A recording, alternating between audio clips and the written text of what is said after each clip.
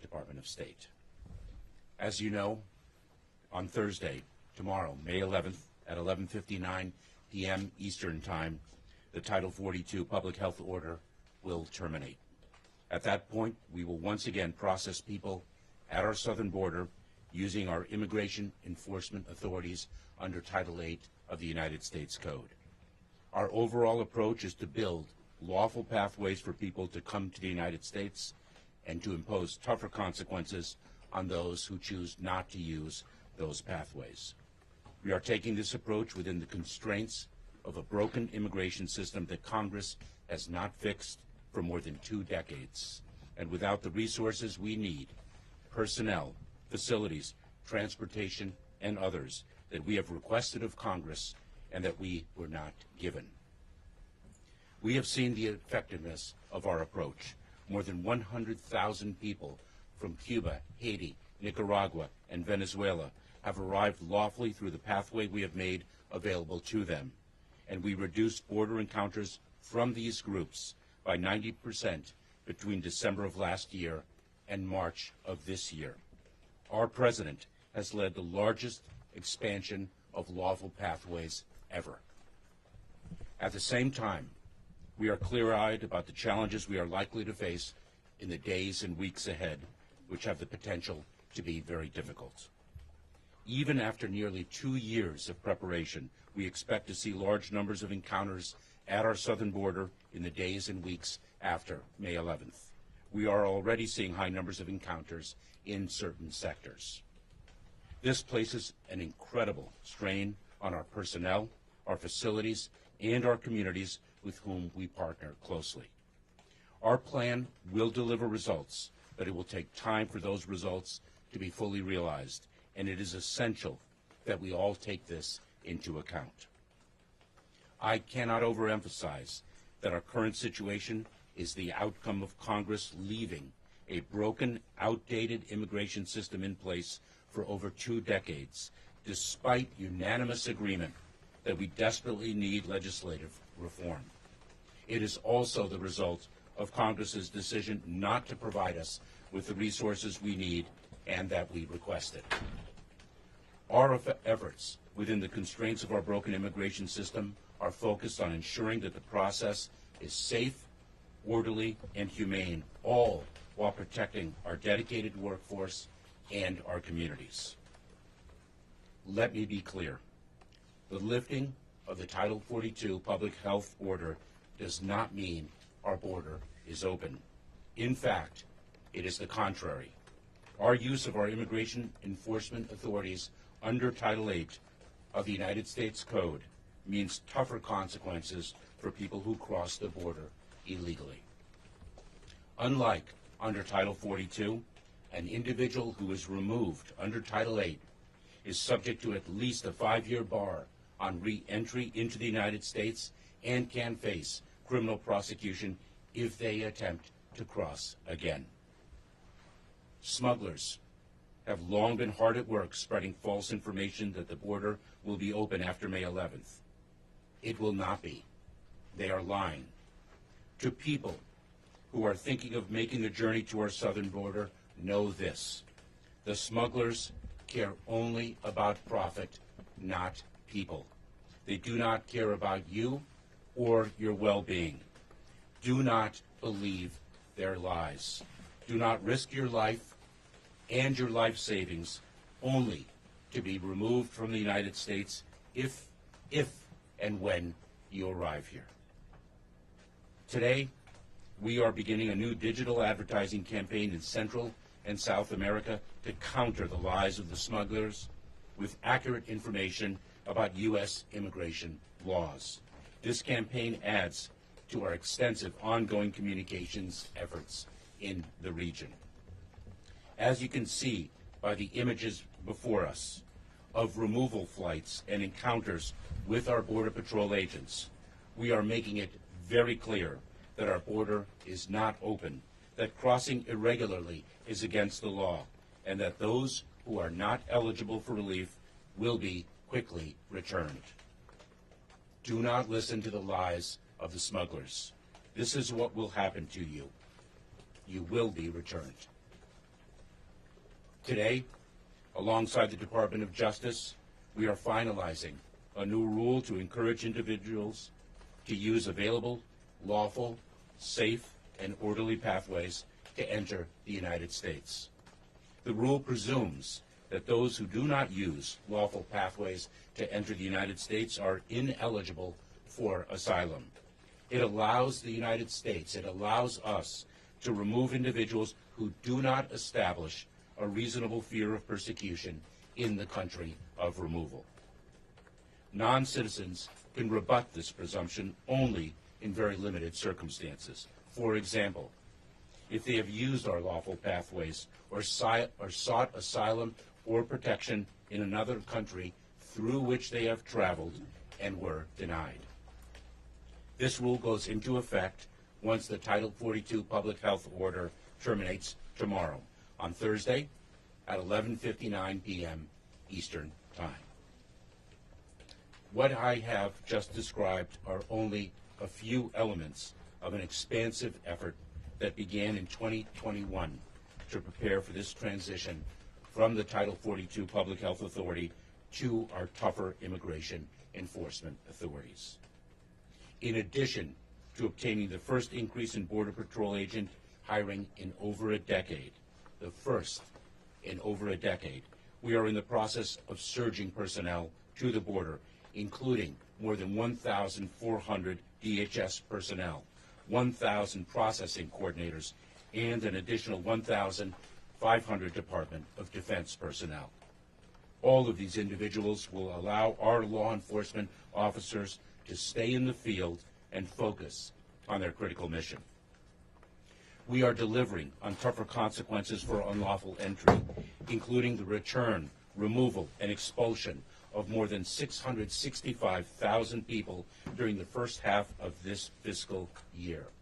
We are conducting dozens of removal flights per week, and we continue to increase our removal flight capability. We are increasing our efficiency and reducing processing times at the border.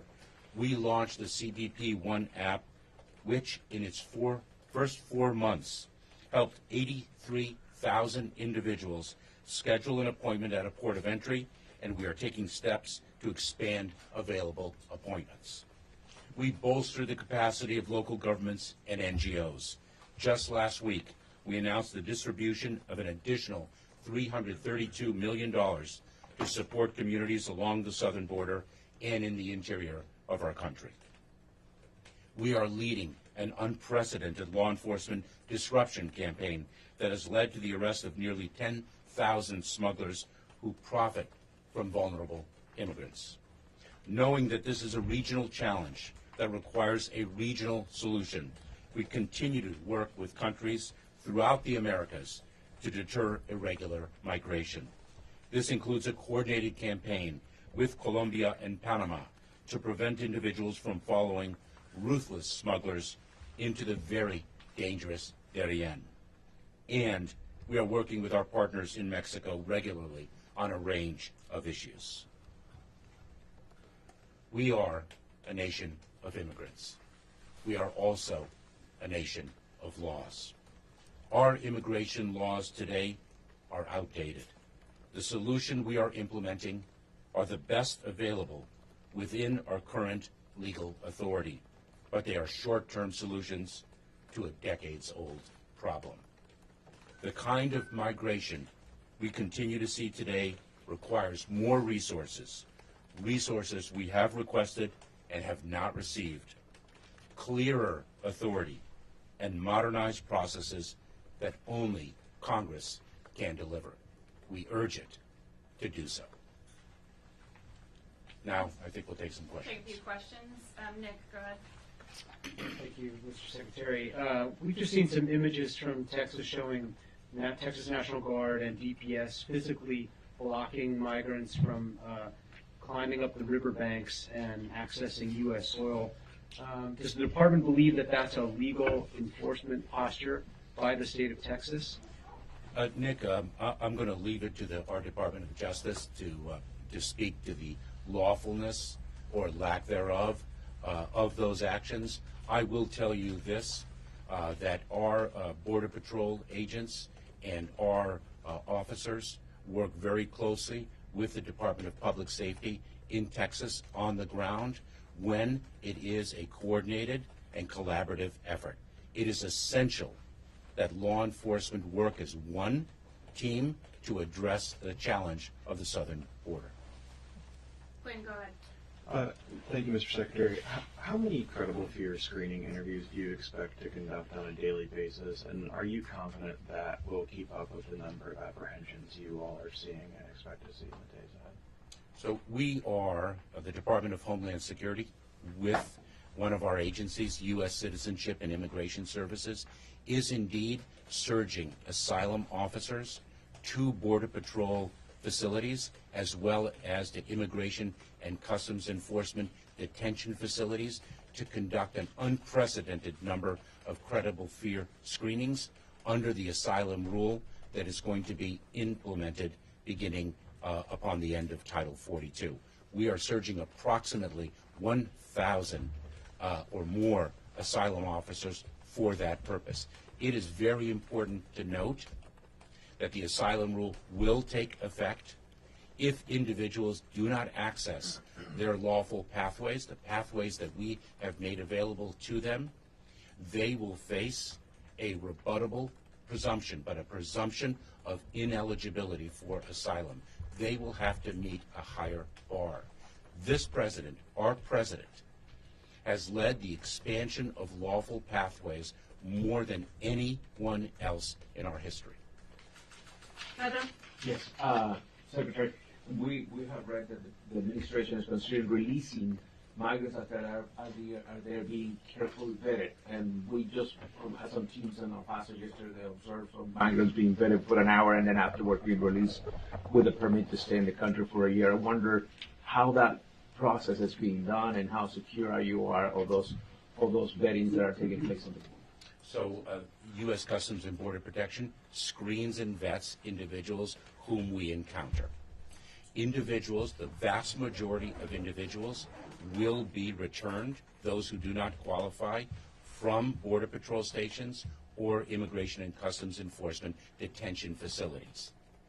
We often, as has every administration, release individuals into immigration enforcement proceedings, and those individuals, if they do not qualify for relief, will be removed.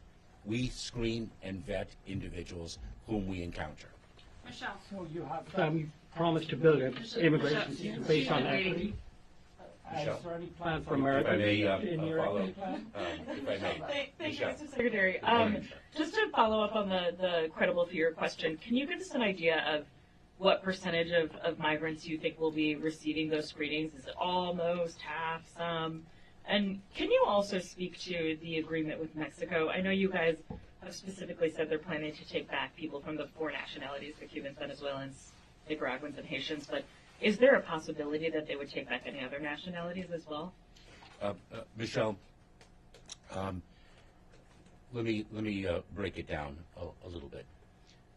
We are giving the option to individuals who are in our custody the option of voluntarily returning to the country from which they came because of the consequence of a removal.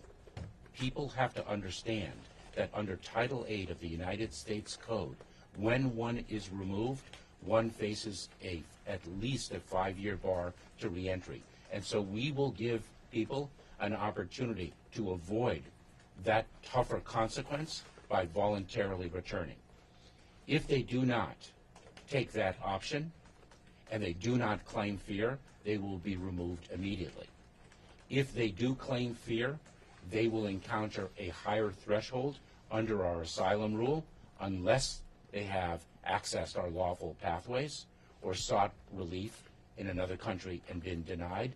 We are surging, as I mentioned, Michelle, asylum officers to ensure that that screening process, that credible fear screening process, is done fairly, with access to counsel, but expeditiously. Suzanne So over. how do Americans gain from the Suzanne. immigration paths you're opening, sir? I mean, nobody ever asked this question. Do Americans gain from all the immigrants you're bringing into the country that drive down wages, that push up rents? Sir, we are a nation of immigrants, and we are a nation of laws. Individuals who qualify for relief under our laws have a basis to remain in the United States. The contributions of immigrants to this country is quite clear. Thank you. Next to Suzanne. Thank you. Good morning. Morning. Do you guys anticipate requesting supplemental funding for the border from Congress? Last I heard, there hadn't been a request made. If you do anticipate it, like what type of criteria would trigger that kind of request from you guys? In December of this past year, we sought more than $4 billion in funding to address our resource needs because we are operating within an entirely broken immigration system, and that is something about which there is unanimity. We did not receive the funding that we requested. We received approximately half of what we requested and half of what we needed, which is why we are encountering some of the challenges. We have sought a reprogramming, and we have communicated to Congress that reprogramming is a fraction of what we ultimately need. We have time for one more, Rob. Gary Gromack. I'm so sorry. Gary Gromack from NBC News. You mentioned some of the immigration proceedings to Pedro. Are you prepared to start releasing migrants into the U.S. without court dates and without a way to track them to reduce overcrowding? So when, like other administrations, when we release individuals, we release them on conditions. And their compliance with those conditions is absolutely necessary.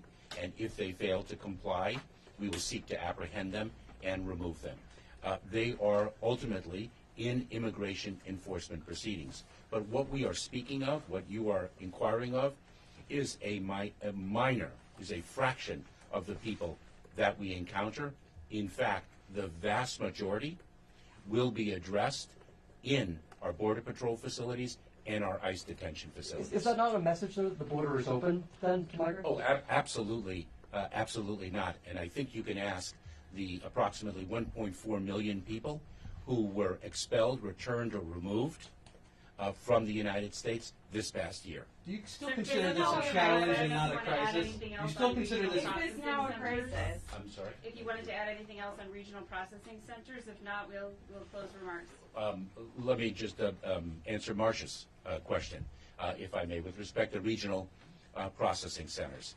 They are a powerful example of what I expressed earlier, which is that our president has led the expansion of lawful pathways more than anyone preceding him.